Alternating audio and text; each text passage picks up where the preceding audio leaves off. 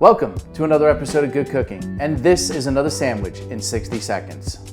You ever have one of those days where everybody just annoys you? It doesn't matter if it's somebody you work with, a family member, somebody who cut you off on the road.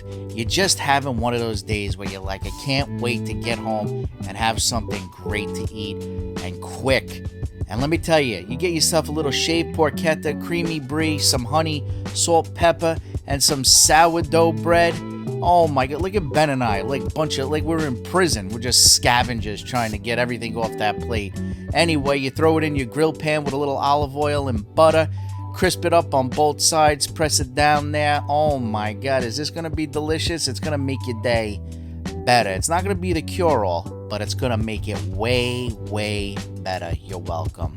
Did I grow up with this sandwich? I absolutely did not. Did I just come up with it sitting around one day thinking about porchetta and some other things? I absolutely did. And what do we get? We got a great sandwich. And I gotta tell you, you're gonna wanna make this. And that's another sandwich in 60 seconds.